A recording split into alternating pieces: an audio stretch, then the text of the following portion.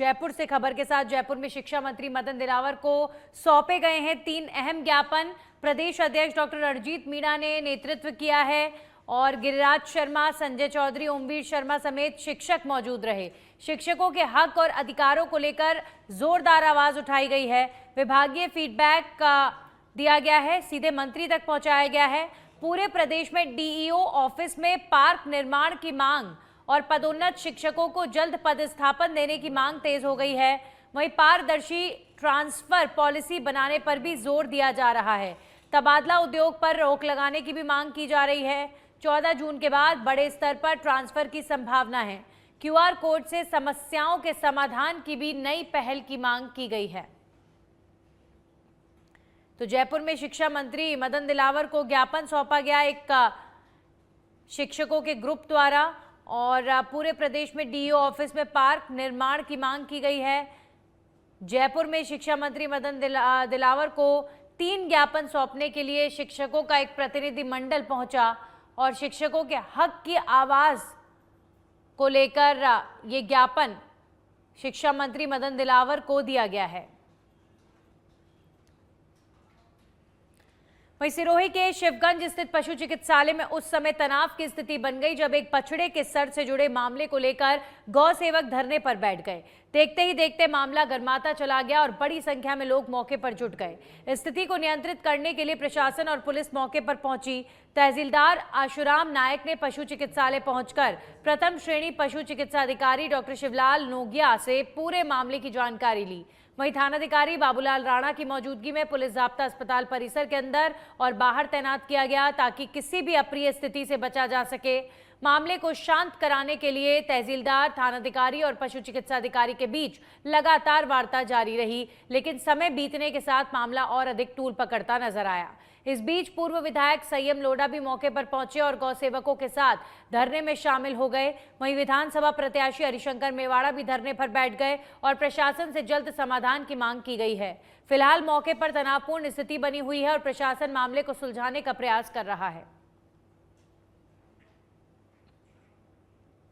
दौसा जिले में राज्य सरकार की पशुपालन एवं ग्रामीण विकास योजनाओं को आमजन तक पहुंचाने के उद्देश्य से ग्रामीण जन जागरूकता अभियान की शुरुआत की गई है। इस अवसर पर जिला कलेक्टर डॉक्टर सौम्या झा ने दौसा, बांदीकुई, सिकराय और महुआ के लिए तैयार किए गए जागरूकता रथों को हरी झंडी दिखाकर रवाना किया।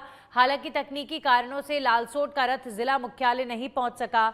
बाकी चारों रथ अगले 15 दिन तक गांव-गांव, ढाणी-ढाणी जाकर सरकारी योजनाओं का प्रचार प्रसार करेंगे और ग्रामीणों को इनके लाभों की जानकारी दी जाएगी।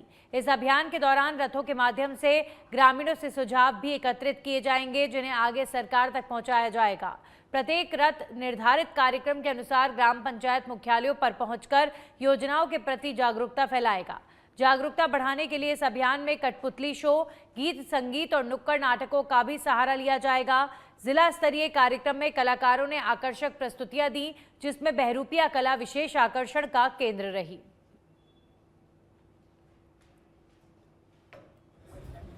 आज से हमारे 5 ग्राम रथ 5 विधानसभा क्षेत्र में भ्रमण करेंगे और एक दिन में 5 से 6 पंचायतों में हॉल्ट करेंगे। वहाँ पे 1-1 घंटे का कला जत्था का कार्यक्रम भी होगा और 13 विभागों के स्कीमों के बारे में लोगों को जानकारी दी जाएगी। और रात को जो लास्ट पड़ाव होगा वहाँ पे संध्या चौपाल की जाएगी, वहाँ पे ब्लॉक स्तरीय अधिकारी बैठेंगे, लोगों की जो समस्याएं हैं उनका भी निस्तारण करेंगे और लोगों को योजनाओं के बारे में बताएंगे। कितने दिन तक ये चलेंगे और मॉनिटरिंग क्या तैयारी जी, ये 15 दिन का कार्यक्रम है और मॉनिटरिंग के लिए हमने कल ही एक रेवेन्यू ऑफिसर्स की बैठक में निर्देश दिए थे कि इस कार्यक्रम में सिर्फ आईसी की गतिविधियों को ना लेते हुए लोगों को जानकारी और जागरूकता बढ़ाते हुए उनसे आवेदन भी लिए जाएं और उनका टाइमली निस्तारण किया जाए जो भी उनकी समस्या है। और इसके लिए हमने एक फॉर्मेट भी बनाया है जो कि डेली हम एसडीएम से लेंगे कि कितने नए आवेदन आए उन 13 विभाग की स्कीमों में और जो स्कीमों का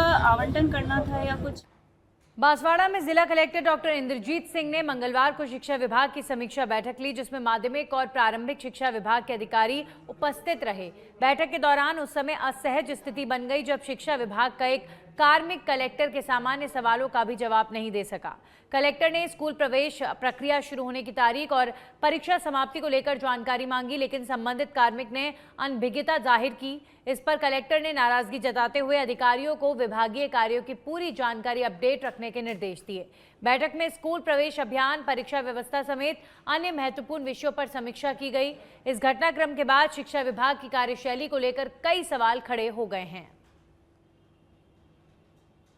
शिक्षा विभाग की बैठक के अंदर में शिक्षा विभाग का कार्मिकी जब फेल हो जाए तो सवाल शिक्षा विभाग पर उठना लाजमी है। दरअसल ये किस्सा बांसवाड़ा जिला कलेक्ट्री के सभागार के अंदर में आज शिक्षा विभाग की बैठक ले रहे जिला कलेक्टर ने जब एक शिक्षा विभाग के कार्मिक को स्कूल के प्रवेश की तारीख पूछी गई बच्चों के, तो उसके द्वारा गलत जानकारी दी गई। एक बार फिर से जिला कलेक्टर ने पूछा कि आपके स्कूल के अंदर में यानी परीक्षा कब खत्म हुई, तो इसका जवाब भी शिक्षा विभाग के कार्मिक ने गलत दिया। ऐसी स्थिति के अंदर में जिला कलेक्टर शिक्षा विभाग के उस कार्मिक और शिक्षा विभाग के प्रति अपनी नाराजगी जाहिर करते हुए नजर आए। दरअसल इस शिक्षा विभाग की बैठक के अंदर में बांसवाड़ा के जिले के तमाम जो शिक्षा विभाग के अधिकारी हैं, भले वह प्रारंभिक शिक्षा जिला शिक्षा अधिकारी हो या फिर माध्यमिक जिला शिक्षा अधिकारी हो या फिर CBO हो या फिर ब्लॉक शिक्षा अधिकारी हो, तमाम अधिकारियों के बीच के अंदर में जो शिक्षा विभाग का कार्मिक है वो सही तरीके से जवाब नहीं दे पाया। आपको बता दें कि जब लाखों रुपए की तनख्वाह लेता हो और उसे शिक्षा विभाग के सवालों का जवाब भी नहीं आता हो, तो ऐसे के अंदर में आम जनता उस शिक्षक के खिलाफ सवाल इसलिए भी खड़े करेंगे कि जनता की गाड़ी कमाई टैक्स का पैसा उस कार्मिक को दिया जाता है ताकि वह बच्चों को पढ़ाए लिखाए, लेकिन यहाँ तो शिक्षा विभाग का कार्मिक ही खुद शिक्षा विभाग की बैठक के अंदर में फेलियर नजर आया। अब देखना यही है कि शिक्षा विभाग की लापरवाही कहें या फिर शिक्षा विभाग की अनदेखी कहें या फिर कार्मिक की भूल कहें, ये पूरा किस्सा कहीं ना कहीं शिक्षा विभाग की पारदर्शिता पर सवाल खड़े करता है। कैमरा पर्सन धनराज के साथ सच धड़क के लिए किशन सेन, बांसवाड़ा। भीनमाल पुलिस ने अवैध बजरी खनन के खिलाफ बड़ी कार्रवाई करते हुए दासपा कोरा सरहद क्षेत्र में छापेमारी की है। इस दौरान पुलिस ने मौके से एक लोडर बजरी से भरे 2 ट्रैक्टर ट्रॉली और एक खाली ट्रैक्टर को जब्त किया है। कार्रवाई के दौरान एक वाहन चालक को भी गिरफ्तार किया गया है। ये कार्रवाई जिला पुलिस अधीक्षक शैलेंद्र सिंह इंदौलिया के निर्देशन में CEO शंकरलाल मंचूरियन के सुपरविजन तथा थानाधिकारी राजेंद्र सिंह राजपुरोहित के नेतृत्व में गठित टीम द्वारा की गई। पुलिस अधिकारियों के अनुसार जिले में अवैध बजरी खनन और परिवहन के खिलाफ अभियान लगातार जारी है और भविष्य में भी इस तरह की कार्रवाई सख्ती से की जाएगी। दोषियों के खिलाफ कानून के तहत कड़ी कार्रवाई की जाएगी।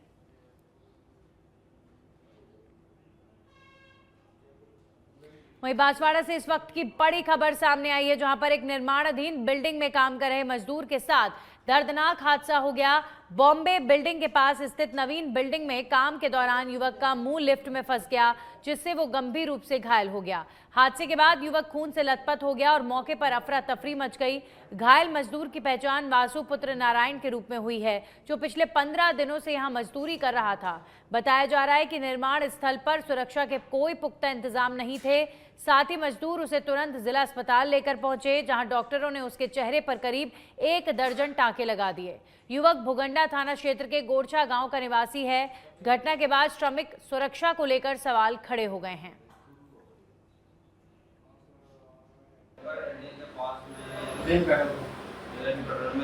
में जा रहे थे ऊपर, इसके बाद इसमें मोटे टाके देखा होगा तो उसमें से फंस गए, तो वो यहाँ पे लग गए।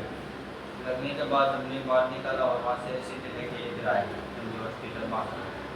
कितने टाइम से काम? तो ये तो 10-15 दिन हो गए आ रहा था लगातार से। कौन से? शाह का रहने वाला है, उसका नाम आपको यहाँ जी है। उनका नई बिल्डिंग बन रही है? हाँ, नई बन रही है, पुराने मुंबई बिल्डिंग के पास में बन रही है उदयपुर। निम्बाहेड़ा शहर के आमलिया बावजी रोड स्थित जैन कुशल नगर में सोमवार रात एक सनसनीखेज चोरी की वारदात सामने आई है। यहां ऑटोमोबाइल स्पेयर पार्ट्स व्यवसायी आशीष गर्ग के घर को एक नकाबपोश चोर ने मात्र 13 मिनट में निशाना बनाकर लाखों का माल समेट लिया। CCTV फुटेज के अनुसार रात करीब 9:28 पर चोर मुख्य द्वार का ताला तोड़कर घर में दाखिल हुआ। इसके बाद उसने अलमारियों और लॉकर को खंगालते हुए कीमती सामान चोरी कर लिया। महज 13 मिनट बाद यानी 9:41 पर वो मौके से फरार हो गया। जानकारी के अनुसार वारदात के समय व्यवसायी आशीष गर्ग अपने परिवार के साथ पड़ोस में आयोजित एक भोज कार्यक्रम में गए हुए थे। चोर घर में खाली हाथ घुसा और बेडरूम से तकिए का कवर उठाकर उसे पोटली की तरह इस्तेमाल किया। इसी पोटली में उसने करीब 5 लाख रुपए नगद और लगभग 15 लाख रुपए के सोने चांदी के जेवरात भर लिए और रात करीब 9:45 पर परिचित राजेश बंसल ने घर के पास टूटा हुआ ताला देखा तो तुरंत परिजनों को सूचना दी। घर पहुंचने पर चोरी का खुलासा हुआ, जिसमें 4 जोड़ी गोल्ड सेट और 2 सोने की चेन और चांदी की पायजेब समेत कुल करीब 20 लाख रुपए का माल गायब पाया गया।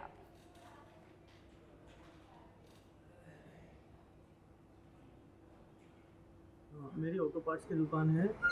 कल रात को हम 27 तारीख को हमारे पड़ोसी के यहाँ पर शादी समारोह था, जिसमें हम सपरिवार खाना खाने गए थे। पीछे से एक चोर आया। रात को 9:30 बजे की वारदात है ये। 10 मिनट के भीतर उसने पूरे घर में 2-3 अलमारियाँ थी, उसको तोड़ी। उसमें से लगभग 5 लाख रुपए कैश, जो गुड़िया गुल्लक में रखे थे, कुछ खुले कैश पड़े थे और सोने चांदी के आभूषण, जिसमें गोल्ड के सेट और पायजाब और कुछ खुली आभूषण रखे थे, जिसकी अनुमानित कीमत लगभग 20 से 22 लाख रुपए होती है। वो उसने 10 मिनट के भीतर सारा चुराया और यहाँ से फरार हो गया। भीलवाड़ा जिले के बनेड़ा थाना क्षेत्र के एराड़ी खेड़ा गांव में सोमवार मध्यरात्रि चोरी की बड़ी वारदात सामने आई। अज्ञात चोरों ने घर की खिड़की तोड़कर अंदर प्रवेश किया और लाखों रुपए की नकदी और जेवरात चुरा ले गए। जानकारी के अनुसार चोर कमरे में रखे वारदान से 2 लाख रुपए से अधिक नकदी और करीब आधा किलो चांदी के यहां पर सामान चोरी कर ले गए। वारदात के दौरान घर मालिक गुवाड़ी में सो रहा था, जिसे घटना की भनक तक नहीं लगी। चोर घर से अटैची निकालकर करीब 200 मीटर दूर खेत में ले गए और उन्होंने उसे खोलकर सामान की तलाशी ली और नकदी लेकर फरार हो गए। घटना का पता मंगलवार सुबह उस समय चला जब घर के लोग जागे और खिड़की टूटी हुई थी। इसी के साथ सामान बिखरा हुआ था। सूचना मिलते ही पूरे इलाके में सनसनी फैल गई और ग्रामीणों में दहशत का माहौल है। पुलिस ने मामला दर्ज कर जांच शुरू कर दी है और आसपास के सीसीटीवी फुटेज और संदिग्धों की तलाश की जा रही है। करौली से खबर। करौली जिले में मादक पदार्थों के खिलाफ चलाए जा रहे अभियान के तहत जिला पुलिस ने बड़ी कार्रवाई करते हुए करोड़ों रुपए के नशीले पदार्थों का निस्तारण किया। पुलिस अधीक्षक लोकेश सोनवाल ने मंगलवार सुबह जानकारी देते हुए बताया कि विभिन्न मामलों में जब्त किए गए मादक पदार्थों को नियमानुसार नष्ट किया गया। एसपी के अनुसार कुल 26 अलग अलग मामलों में जब्त स्मैक, गांजा, डोडा पोस्ट और अफीम का निस्तारण किया गया। इन मादक पदार्थों की अनुमानित बाजार कीमत करीब 2.5 करोड़ रुपए आंकी गई। ये कार्रवाई न्यायालय के निर्देशों और निर्धारित प्रक्रिया के तहत की गई। पुलिस द्वारा नष्ट किए गए मादक पदार्थों में स्मैक और अफीम जैसे घातक नशीले पदार्थों के साथ साथ गांजा और डोडा पोस्ट भी शामिल थे, जिन्हें पहले विभिन्न अभियानों और छापेमारी के दौरान जब्त किया गया था। इन मामलों में आरोपियों के खिलाफ कानूनी कार्रवाई भी की जा चुकी है।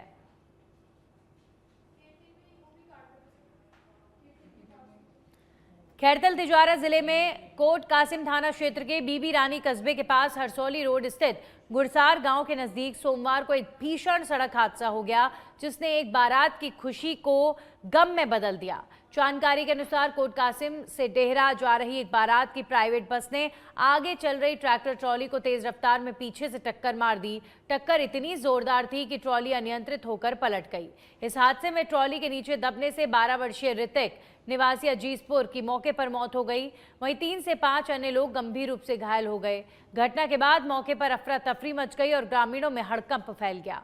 सूचना मिलते ही कोट कासिम थाना पुलिस मौके पर पहुंची और स्थानीय लोगों की मदद से घायलों को कोट कासिम सामुदायिक स्वास्थ्य केंद्र पहुंचाया गया, जहां डॉक्टरों ने ऋतिक को मृत घोषित कर दिया। डीग जिला पुलिस अधीक्षक शरण गोपीनाथ कांबले के द्वारा अपराधियों और सट्टेबाजों के खिलाफ चलाए जा रहे विशेष अभियान के तहत कामा थाना पुलिस की विशेष टीम ने आईपीएल मैचों पर सट्टा लगाने वाले एक गिरोह का भांडाफोड़ किया है। पुलिस ने मौके से 3 आरोपियों को गिरफ्तार कर उनके कब्जे से सट्टा राशि और मोबाइल जब्त किए। वहीं एसपी ने बताया कि कामा थाना पुलिस को मुखबिर से सूचना मिली थी कि केदारनाथ मंदिर के पास ब्रिज 84 कोस परिक्रमा मार्ग पर एक कोठरी में कुछ लोग संगठित होकर आईपीएल मैचों पर सट्टेबाजी कर रहे हैं। इस पर पुलिस टीम ने संयुक्त कार्रवाई करते हुए मौके पर घेराबंदी की, जहां पर पुलिस ने मौके से 3 आरोपियों को धर दबोचा, जिनकी पहचान इस्ताक पुत्र फजरुद्दीन, सुनील कुमार पुत्र कल्लाराम और रामवीर पुत्र घीसाराम के रूप में हुई है। ये तीनों आरोपी कामा के ही ग्राम बेलोंद के निवासी बताए जा रहे हैं। पुलिस ने आरोपियों के कब्जे से 1,29,000 रुपए की नगद राशि सट्टे की बताई जा रही है इनके पास से ली है। 4 एंड्रॉइड फोन, 2 नोटबुक और 2 पेन बरामद किए गए हैं। नोटबुक में लाखों रुपए के सट्टे का हिसाब किताब लिखा है। कामा थाना पुलिस ने आरोपियों के खिलाफ प्रकरण दर्ज कर आगे की जांच शुरू कर दी है। डीएसटी टीम व कामा थाने ने आईपीएल पर सट्टा लगाने वालों के खिलाफ कार्रवाई करते हुए 3 मुलजिमान को गिरफ्तार किया गया है और उनके कब्जे से 4 एंड्रॉयड मोबाइल, 2 नोटबुक, 2 पेन व सट्टा राशि की कीमत लगभग 1,29,000 जो है इसको जब्त किया गया है। इस घटना में जो है वो एफआईआर कामा थाने में दर्ज है और आगे का अनुसंधान इसमें जारी है। जो लोग गिरफ्तार हुए हैं उनमें इस्ताक, सुनील कुमार व रामवीर इनको गिरफ्तार किया है। ये सभी रहने वाले गांव बिलोद के है, थाना कामा लगता है। डीएसटी टीम सिरोही के शिवगंज पशु चिकित्सालय में बछड़े के सर से जुड़े मामले को लेकर चल रहा गौ सेवकों का धरना लगातार तूल पकड़ता जा रहा है और इसी बीच मामले में बड़ा प्रशासनिक और राजनीतिक हस्तक्षेप देखने को मिला। धरना स्थल पर पूर्व विधायक संयम लोढ़ा पहुंचे और उन्होंने गौ सेवकों के साथ बातचीत कर स्थिति को शांत कराने का प्रयास किया। इसके बाद उन्होंने मौके पर मौजूद उपखंड प्रशासन और पुलिस अधिकारियों से मुलाकात कर पूरे मामले की निष्पक्ष जांच की मांग की है। पूर्व विधायक ने इस गंभीर मामले को कैबिनेट मंत्री जोराराम कुमावत से फोन पर भी अवगत कराया, जिस पर मंत्री ने जिला कलेक्टर से बातचीत कर उचित कार्रवाई के निर्देश देने की बात कही। प्रशासन की ओर से अब मामले की जांच के लिए मेडिकल बोर्ड गठित कर बछड़े के सर का पोस्टमार्टम कराने का निर्णय लिया गया है, जिससे पूरे मामले की सच्चाई सामने आ सके। अलवर के रामगढ़ से खबर है, जहां पर पुलिस कार्रवाई के दौरान चोरी की बाइकों के बड़े काले कारोबार का खुलासा हुआ है। रामगढ़ डीएसपी पिंटू कुमार ने बताया कि नाकेबंदी के दौरान 2 संदिग्ध युवकों को पकड़ा गया, जिनकी निशानदेही पर पुलिस ने 6 चोरी की मोटरसाइकिल, 1 देसी कट्टा, जिंदा कारतूस और करीब 15 लीटर कच्ची शराब बरामद की।